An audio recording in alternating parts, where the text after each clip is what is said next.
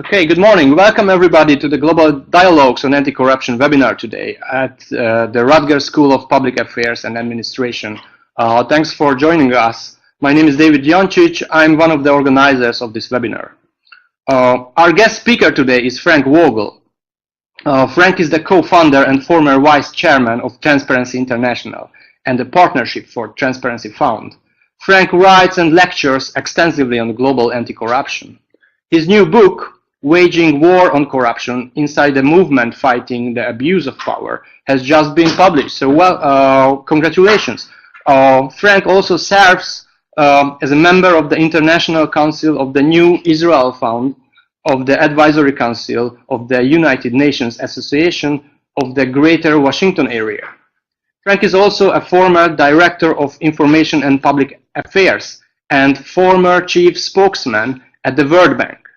For 17 years, Frank was an international economics journalist. He worked for Reuters and for the Times of London.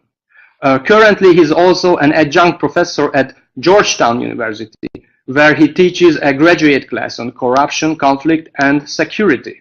So, Frank, welcome. Thank you for sharing with us your expertise on corruption and anti-corruption. Thank you very much. And I'd like to thank all of those who are listening in for joining today what I hope will be a very constructive discussion. As 2017 dawns, so a new United States administration will take power in Washington, D.C. And it's going to make decisions that will impact our global security for years to come. While issues related to corruption have not featured in the US presidential election debates, they are important. They're important for the human security on our planet, and they are so terribly important for international strategic security. The definition I'm going to use today of corruption is a very simple one. It is the abuse of power for personal benefit. And my particular focus today is on corruption by public officials, politicians, civil servants, and military personnel. I'd like today to focus our discussion on two very interrelated issues related to corruption as we see it across the world. I'd like to talk about human security, because hundreds of millions of people on our planet, our fellow citizens, are living in abject poverty. And in many cases, their misery is due to some extent to the corruption among their governments and among the public officials in their countries.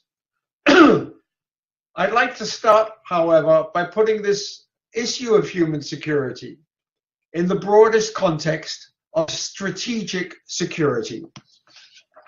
And for that purpose, I'd like to start with just a short story.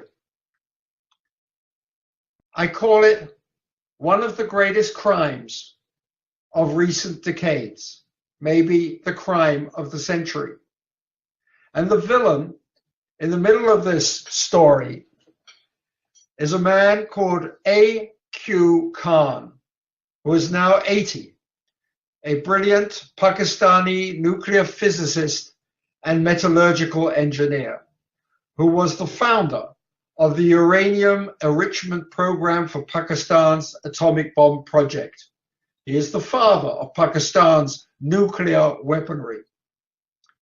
So our story starts in January of 2004, when US agents intercepted a German ship named the BBC China, carrying parts originating in Pakistan for use in a Libyan nuclear weapons program.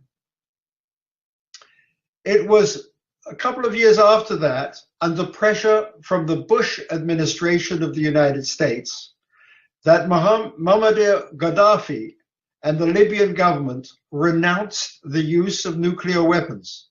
And when they did that, they named Pakistan, and particularly the Khan research laboratories, as the supplier of what was to be a complete store-bought nuclear weapons program.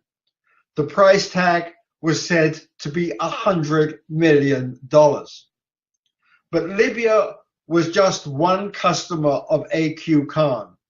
Similar deals were done with North Korea and Iran and possibly others. The government of Pakistan denied any involvement and said that Khan had taken bribes and acted purely on his own. There have been a lot of newspaper articles to suggest otherwise. Khan was placed under house arrest, but subsequently this national hero was set free by Pakistan's Supreme Court. Now consider, just in the last few weeks, North Korea, using the Khan technology and all that it has done to adapt it and modernize it, has conducted further nuclear tests, and its actions pose one of the greatest security threats to the Pacific region.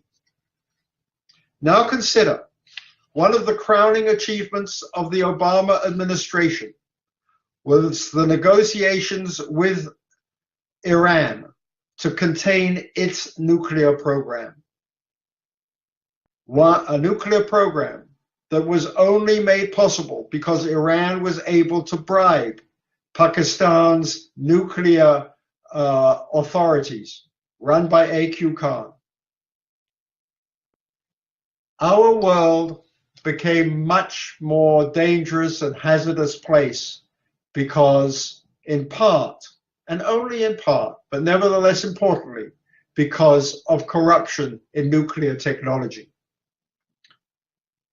Since 1995, Transparency International, a leading global anti-corruption organization with 100 national chapters around the world, has published its Corruption Perceptions Index.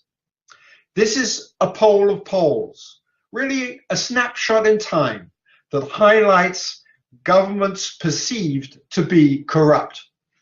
Transparency International was started in 1993 as a few friends came together to share concerns about the world where corruption was widespread.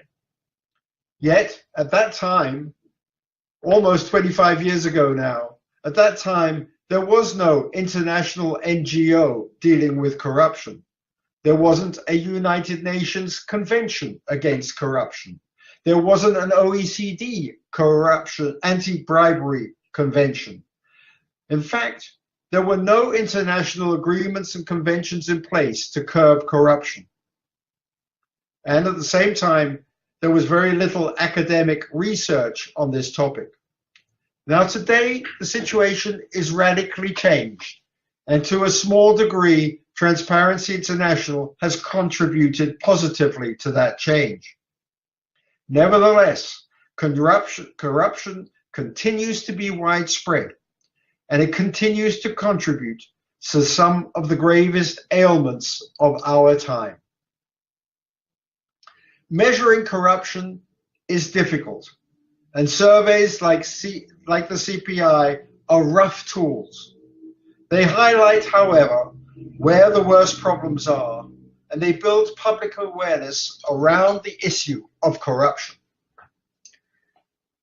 Our most recent CPI shows that the countries perceived to be the most corrupt include Iraq, Afghanistan, South Sudan, North Korea, Somalia, Libya, and each of those countries is in the midst of grave internal conflict.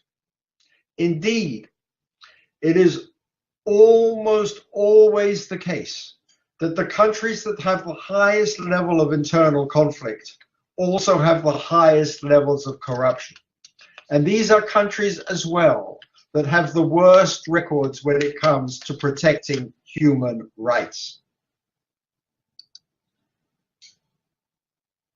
The security challenges we face are all the greater because of corruption. Let me emphasize again, I am not saying that corruption is the prime cause of international security challenges.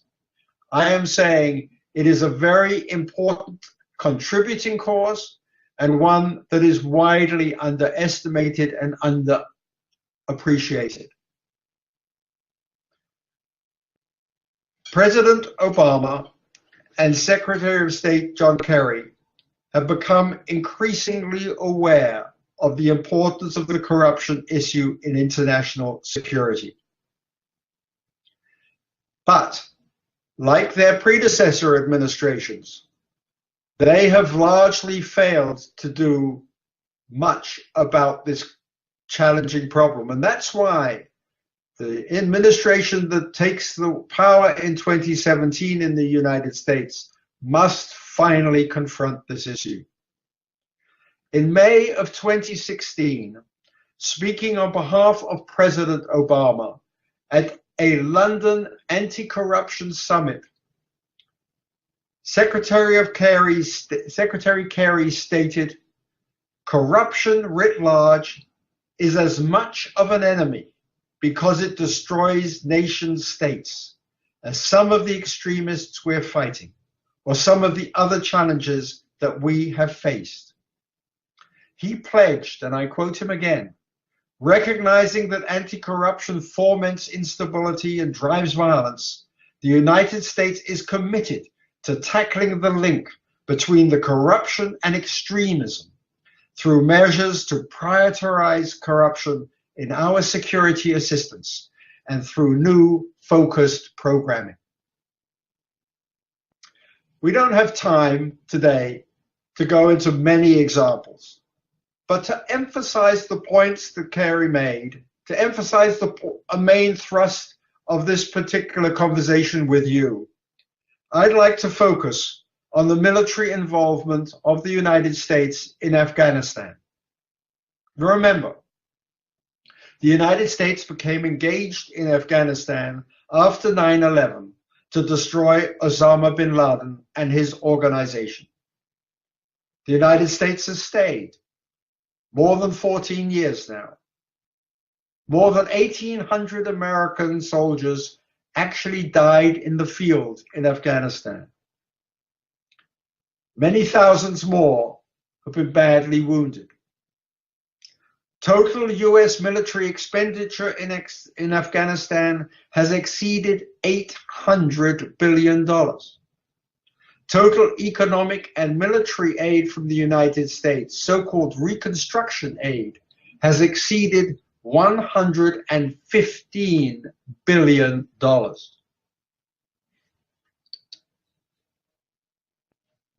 Reports by the U.S. Special Inspector General for Iraq documented extensive corruption during the Iraq War.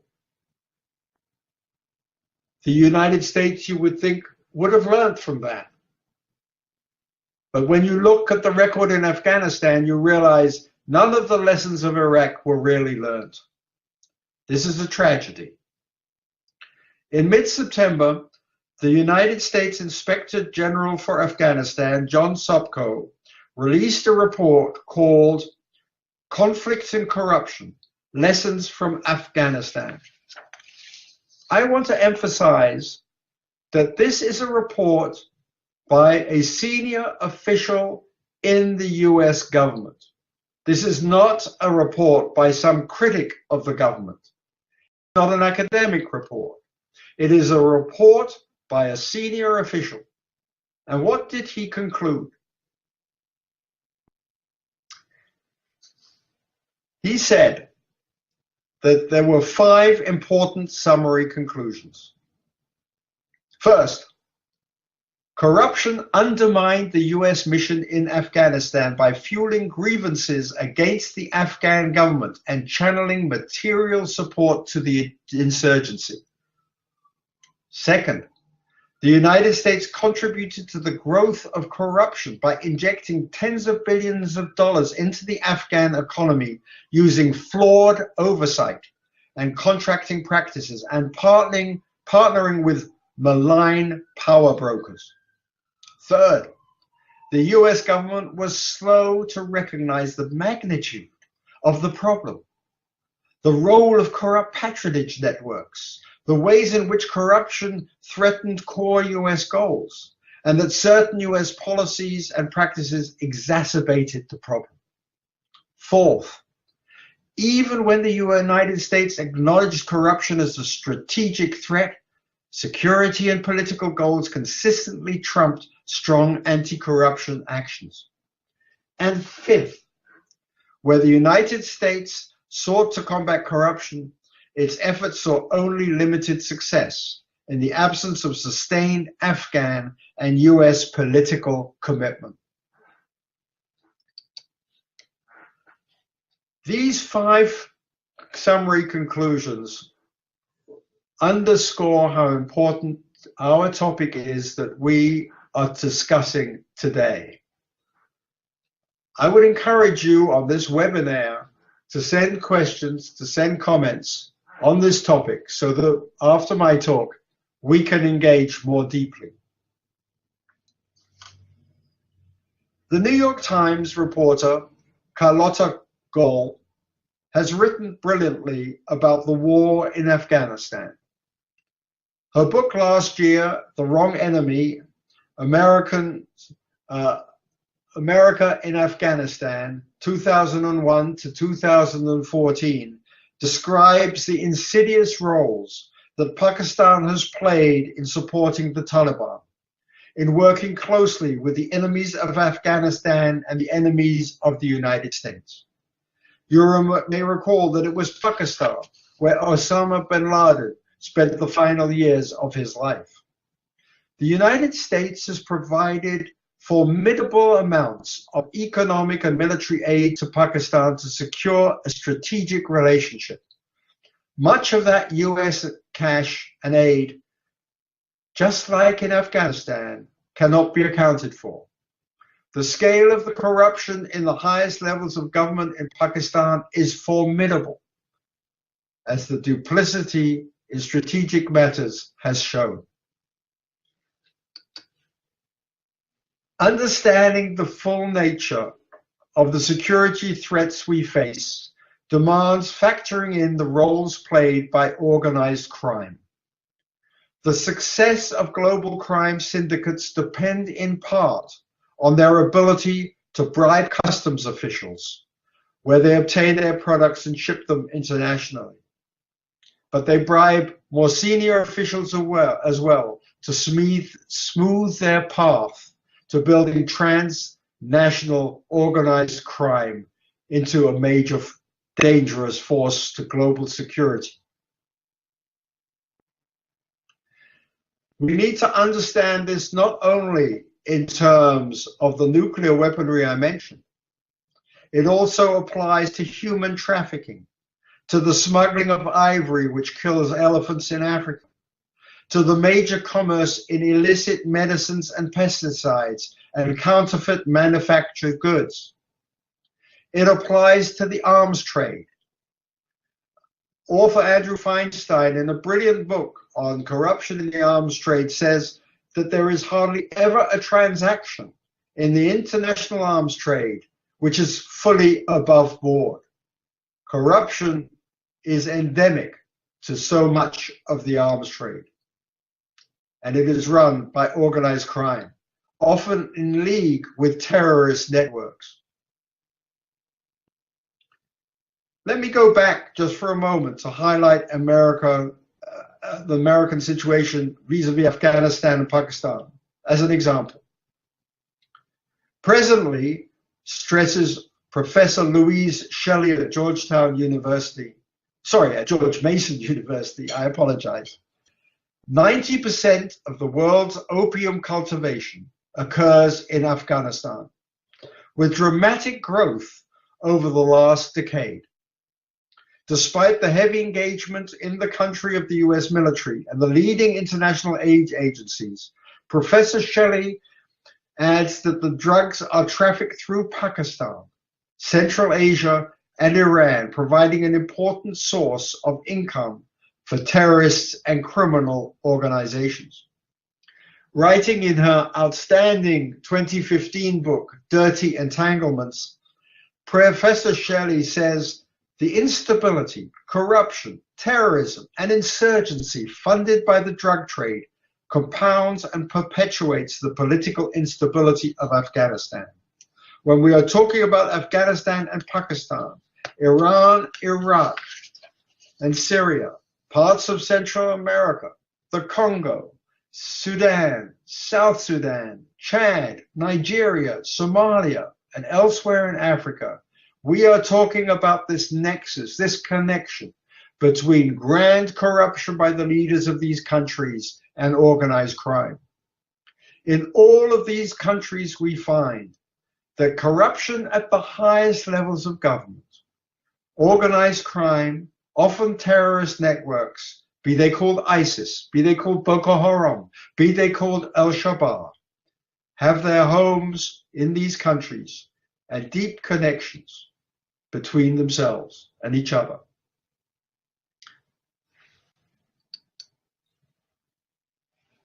But you know, this is not just a problem of the third world, a problem of developing countries, a problem of emerging market countries, or a problem in Central and Eastern Europe. And we could spend a whole discussion just talking about corruption and global strategic threats from Russia alone. No, it's a universal problem. And as we look at global strategic security, we should not fall into the trap of believing that the villain's only in one part of the world. The terrorists and the insurgents find ways to purchase arms and communications technologies of the most sophisticated kind. They find the means to launder their cash across the global financial system. All such transactions require partners in developed industrial countries. The Panama Papers, released by the International Consortium of Investigative Journalists and recently followed by a trove of further data related to offshore accounts in the Bahamas, highlights an enormous challenge to the financial system of the world. Tens of thousands of accounts are held in offshore havens, be they the Bahamas or the Cayman Islands or the British Virgin Islands and other places. They are vehicles to mask the true ownership of holding companies used for tax evasion and or other criminal activity. The lawyers, the accountants, the consultants in New York and in London and in many other Western places are the enablers of this criminal activity. They are aiding and abetting those involved in grand corruption to launder their cash across the world. Global Financial Integrity, a highly respected think tank in Washington, D.C., estimates that illicit financial flows of all kinds exceed $1 trillion a year. The US Treasury alone estimates that inflows of laundered cash into the United States could well exceed an annual volume of $300 billion a year. We need to ask ourselves what damage this is doing. Well, the corruption, the money laundering, the crime takes an enormous human toll. We cannot separate from global strategic issues of the kind I've just discussed concern about the dignity and self-respect of the individual that is undermined every day, tens of millions of times across the world by corrupt public officials. We need to consider human insecurity. It goes hand in hand with all that I have talked about. We have to ask, for example, why is it that some of the nations with the greatest reserves of oil and other extractives are also the homes of millions of people living on the desperate edge of survival. People in vast numbers who live without decent shelter, without decent sanitation, without access to schools and healthcare. We need to ask why it is, for example, in Venezuela, which has some of the largest oil reserves in the world, why it is that we see massive demonstrations by ordinary people in the streets because they cannot even get enough good food to eat, or they cannot get access to vital medicines. We need to ask why it is that a country with such vast oil wealth as Nigeria has higher rates of infant mortality than Bangladesh. We need to look at humanitarian conditions in Equatorial Guinea and in Angola, where the political leaders and their families own vast assets in some of the most luxurious cities of Europe and the United States, but where their people, in the vast majority, live in great poverty. I would suggest that a contributing reason for this human insecurity, for this human misery, is corruption. So many countries with formidable natural resource wealth have squandered their export incomes because of corruption. But don't let me for one moment suggest to you that this plague of grand corruption is only in countries with natural resource riches. There is abundant corruption in India, in Bangladesh, in much of Central and Latin America, for example. And there, in so many of these places, we see huge poverty. And we ask ourselves, why? Why should such tiny elites in those countries abuse the great positions of responsibility and power they have at the expense of their own citizens? I would argue this is criminal activity. Now let me go back for one moment to Secretary Kerry and his speech in London. Let me give you a quote from that speech.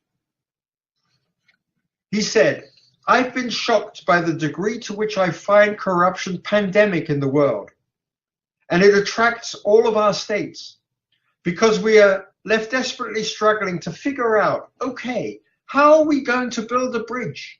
How are we going to provide health care? How are we going to build these schools? We have hundreds of millions of kids here, 2 billion children under the age of 15 who are going to need a school.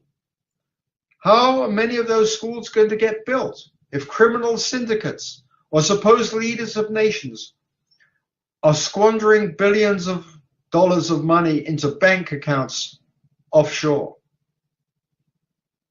and using banks that are not applying know your customer standards, which they should apply to suspicious clients? The nightmare that is Syria today has its origins in the Arab Spring. When you consider the massive bombing in Aleppo, for example, you have to ask, why did all this start? And you know, when the Arab Spring started in January 2011, it was sparked in large measure by public protests over intense poverty, the lack of decent job opportunities for tens of millions of people, the perceptions of enormous government corruption, the daily humiliations suffered by the poor in the face of extortion by low-level officials. All of that combined to create uprisings that have changed the landscape of much of the Middle East. And Syria is not alone. Similar combinations of factors, with corruption a constant, are found in the Congo and South Sudan today. And in those countries, many people are dying every day through violence. In countries governed or really not governed by people solely concerned in enriching themselves at the expense of their citizens. Think of Boko Haram. Think of Al-Shabaab. Think of terror. I'm not saying for a moment that corruption is the sole cause for such developments, but I believe it is incontestable that it is a contributing cause. I want now to turn to solutions. How do we address these major issues that I have tried to bring to your attention today? First of all, let me turn back to the US Inspector General for Afghanistan, General John Sopko, and what he has suggested in his report. First, there needs to be far greater public awareness in the United States of these issues, which is why I'm giving this talk. Our politicians and our political reporters need to come to grips with these vital issues. And that means, in practical terms, as Sopko puts it, the US government should make anti-corruption efforts a top priority in contingency operations to prevent systemic corruption from undermining US strategic goals. This is only going to happen if the administration and the Congress have a better grip on this problem. Second, says General Sopko, US agencies should develop a shared understanding of the nature and scope of corruption in a host country through political economy and network analysis. Third, he says, the US government should take into account the amount of assistance a host country could absorb. And agencies should improve their ability to effectively monitor this assistance.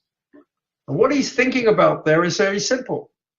Pouring $115 billion of reconstruction aid into Afghanistan overwhelmed that country. There was no way to monitor such a vast amount. There was no internal capacity to manage such a vast amount.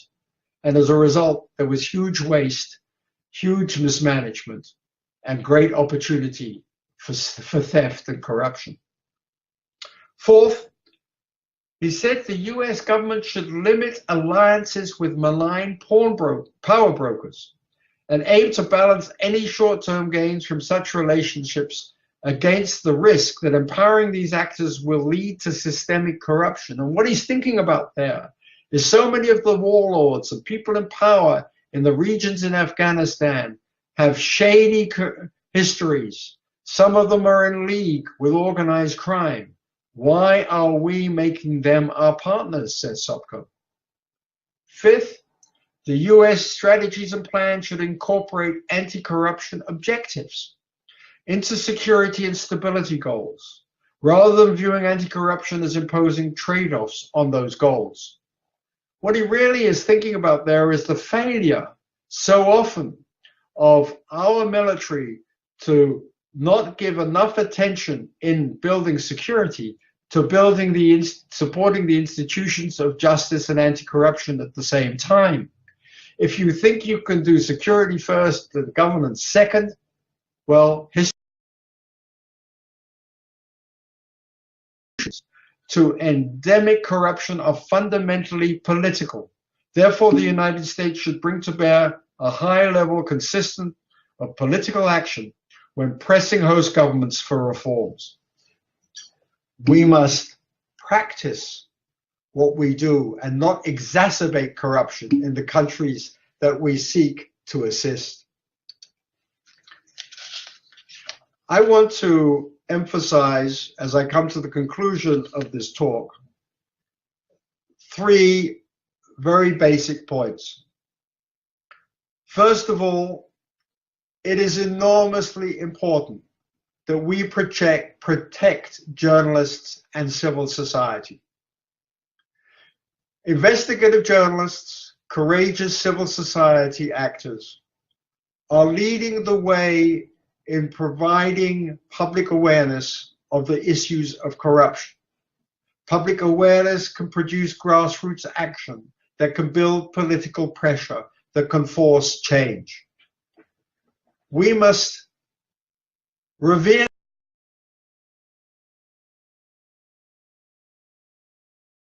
the press.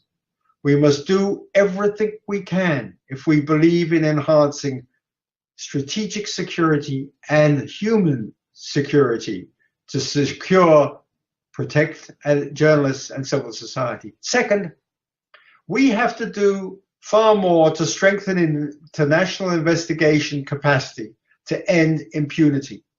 Too many government leaders around the world enjoy impunity from prosecution. Let us just take the case of Malaysia. In Malaysia, up to $3.5 billion of funds for economic and social development have gone missing.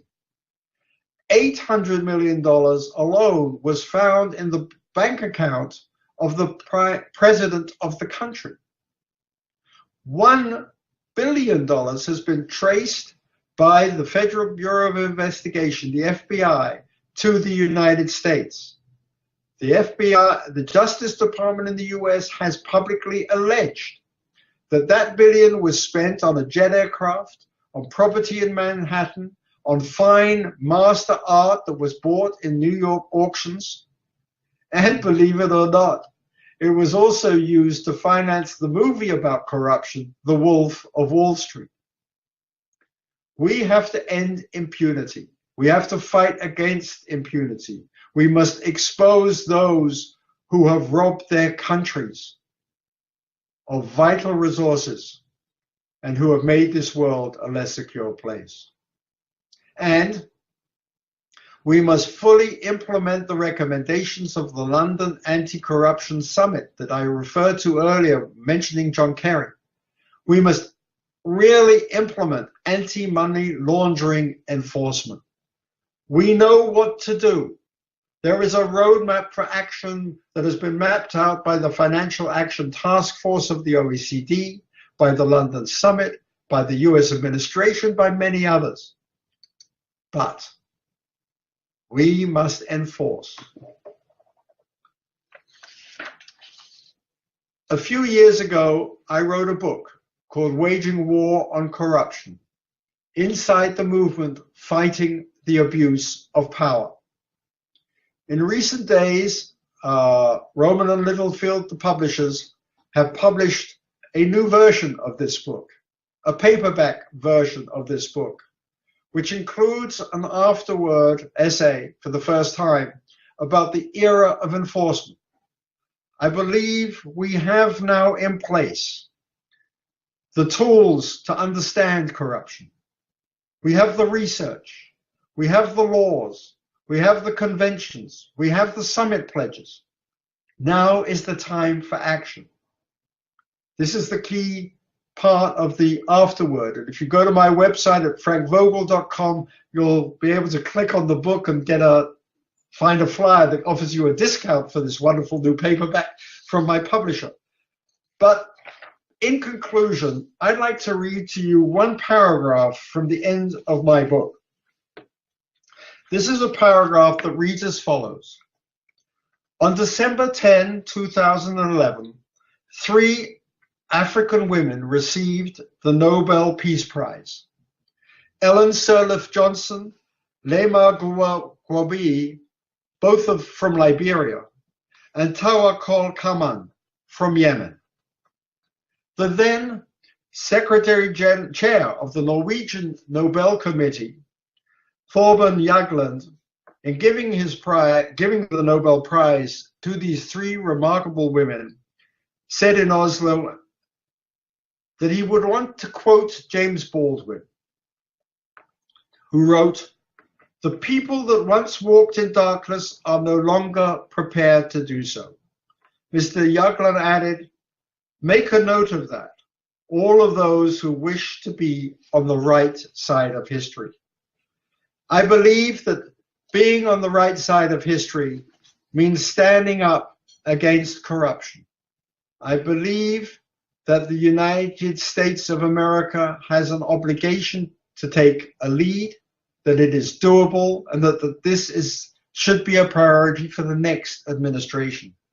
And you know, today, it so happens that as we are having this discussion, in Scandinavia, the Nobel Prize for Literature has been awarded to Bob Dylan.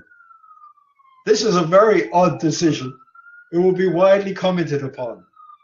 But remember that Bob Dylan, in his many songs, especially in the 60s in the anti-war Vietnam era, was basically calling upon people to rally together for peace.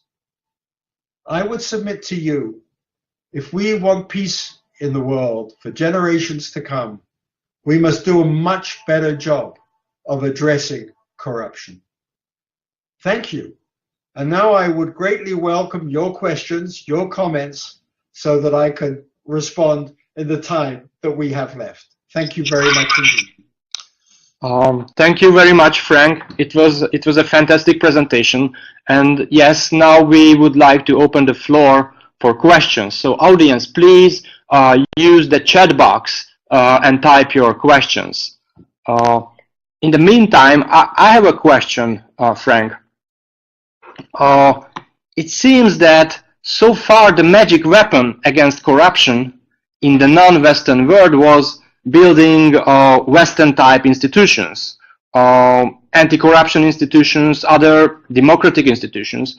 But it seems that most of these efforts have failed or partially failed. So what do you think? What is the reason of this failure?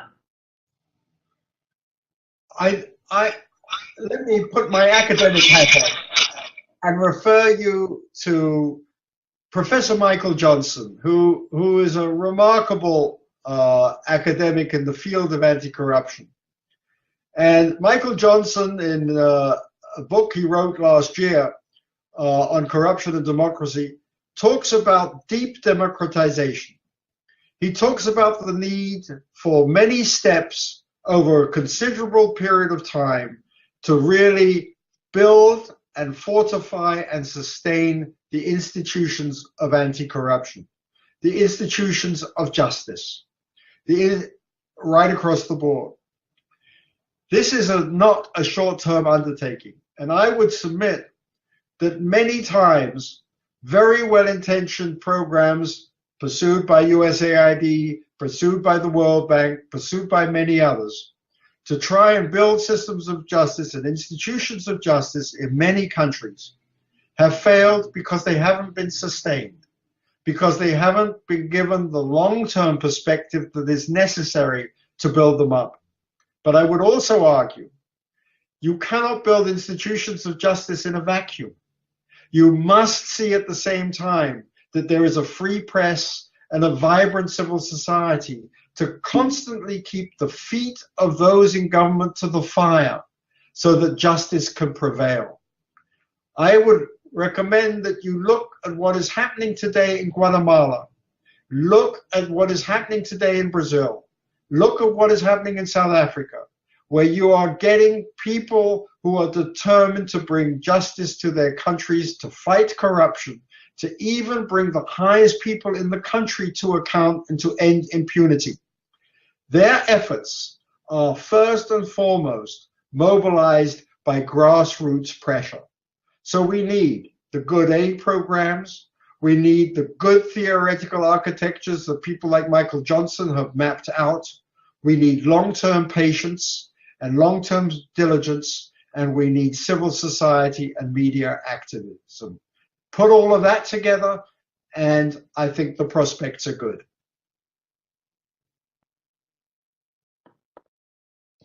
Thank you, Frank. So we need people, ordinary people, to support anti-corruption, right? Correct? So this is, I think, one of the most important message, right? Absolutely, and we see it happening right now in the streets of Brazil. We see it in public demonstrations in South Africa. We've seen it in Malaysia. We saw it in Ukraine, where people, led partly by civil society, rose up against a completely kleptocratic government in February of 2014. And as a result, that government fled. And Ukraine today is struggling to build a democracy. And it's understanding how difficult it is in the short term to build the institutions of justice that are so important. Thank you. Thank you. We are still waiting for questions from the audience. Oh, we have someone. Good. Can you see, Frank, the questions? The question just popped up from Yolanda for about 3 seconds, so I didn't have time to read it. Okay. Could you put it up again? Or maybe you could read the question to me. Oh. I think it was from Yolanda, but I can't. Maybe you can read for him. Okay, so this is the question from Yolanda. Good morning, Professor and other fellows. I really enjoyed the presentation. Here are 3 questions I want to share with you all. So this is the first one. Is there a possibility that there is an ideological side of these corruptions behaviors, despite of the simple material temptation, even backed up by nation states? Okay, and what's the next one? Give me Okay, the second one. Regarding institutional power in enforcing the reduction of corruption behavior, do you think multi-level players complicates the situation in the process of searching for good governance? So the local politics, scale of governance, and ideological fraction within civil society slow the process of searching solution. Okay. I think we have only these 2 questions. Okay, great. Well, ideological. We could talk about this for hours. Equally, we could talk about is corruption a culturalist? It always comes up. But frankly, what I've been talking about today is grand corruption. And grand corruption involves the theft of vast amounts of money. I mentioned at the beginning A.Q. Khan and the selling of nuclear programs for $100 million. Grand corruption is crime. We can try and gloss over it in any way. We can look at ideological explanations or cultural explanations. But when it comes to grand corruption, we are talking about criminal activity.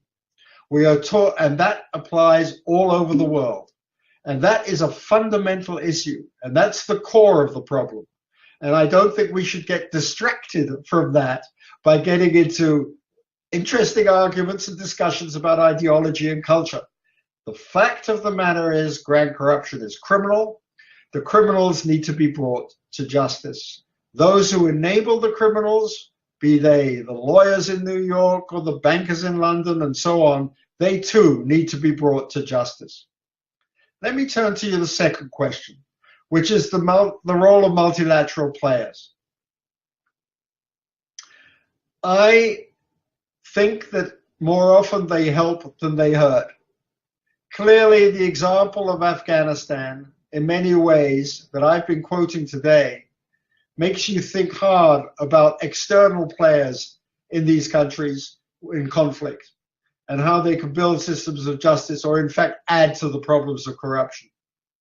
But you know, when you look at major change, whether it was ending apartheid in South Africa or getting rid of the Yanukovych regime in 2014 in Ukraine, or ridding Tunisia of Ben Ali and Egypt of Mubarak in 2011, the actions came from citizens.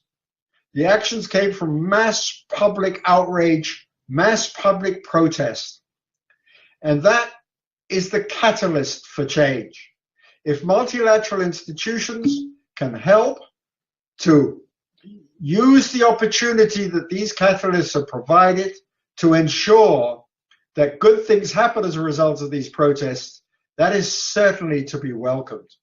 but it needs a lot more thought, a lot more public discussion than I think we seem to have. Too often, the multilateral players are very good at the rhetoric, very bad at the practice. And let me, in this context, draw your attention to the Sustainable Development Goals that were enacted by the United Nations and came into force in January 1, 2016.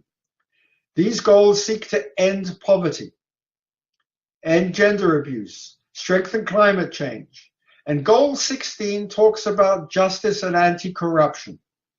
We have the United Nations. We have all the multilateral players officially committed to that goal, but we don't see enough action on their part. They need to understand that the way ahead is to work with the public, work with civil society, not as some add-on, but as integral to ending corruption. Thank you. Thank you very much. It seems we received some other questions and comments. Can you see them when you click on the chat box? Unfortunately, I'm looking. Okay, I've got them now. Thank you so much. So let me deal with these as fast as I can, because we're running out of time. One of the questions is, do I think the US leadership, this discourse pattern is a structural cause of many major conflicts? No, is the answer. I think the US is trying very hard to do the right thing. But as the report I mentioned earlier shows, and the Iraq report showed, very often good intentions are not followed up by wise actions. I've got a question here that says, in my opinion, many countries adopt anti-corruption strategies as a cover for doing nothing, but appearing to be proactive. How do we avoid this? Well, I think it's a tremendous question, and I would include even the most leading industrial countries. I mean, if you take the UK, you've got so much money being laundered through financial institutions, aided and abetted by consultants and lawyers in London. And the UK comes out with all sorts of pious statements against corruption, and it does very, very little. Just to give you one example, I could mention Switzerland and France and many other countries, and in part the United States, let alone developing countries. What do? I think we keep on doing what we have been doing. We have to increase support for civil society. We have to increase support for public awareness. We have to strengthen the media everywhere in this area of investigative journalism. And please don't forget that a large number of investigative journalists have been killed as a result of their actions. Anna Politkovskaya, a brilliantly courageous journalist and activist in Russia, was murdered exactly 10 years ago in her apartment in Moscow. The risks that these journalists take dare not be underestimated. They need support. We need to end the hypocrisy that the questioner asks about.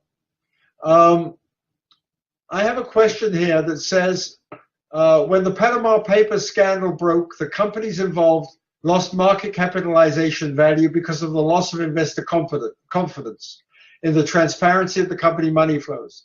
The lawyers, however, were not held to much responsibility. They pushed the responsibility. What should be done about them? I would recommend to all of you to go online, look up Global Witness, and see the program that was done about its investigation of New York lawyers by CBS's 60 Minutes. That shows you how complicit lawyers are willing to be. We must change the rules and regulations governing lawyers, that they have an obligation to publicly report, or at least report to the Department of Justice, when they have suspicious characters coming into their office asking them to launder money, and how that should be done. We need to be much more aggressive about the accountants, the lawyers, the bankers, the auction houses, the real estate houses and developers who are willing to work with dirty money. We must end what Louise Shelley so brilliantly calls dirty entanglements. And finally, I've got a question here. I've spent several months over the last 1.5 years in Ukraine in discussing corruption with leaders at the national and local levels. There's a significant level of uncertainty about where to begin addressing their problems. You, the questioner, obviously knows a lot more about Ukraine than I do. But where does it begin? It begins first and foremost by ensuring that the organs of the judiciary, of investigation, of prosecution are truly independent of the political process. Bill Pomerantz of the Wilson Center and the Kennan Institute has written that one of the gravest problems in Ukraine today is that the president continues to control the office of the chief prosecutor. If you do not have independence there, and we've seen that independence brilliantly played out in Guatemala, if you do not have independence there, you will not have public trust in investigations and in the judiciary. And if you don't have that, you're unlikely to succeed in building a meaningful prosecution of anti-corruption and then eventually the meaningful, important institutions that, as I've said, take time to create but can be so valuable. Well, I think that's the end of the questions that I've got. And I think, have we ended our time? Yes, thank you very much, Frank, for this great presentation. It was fantastic.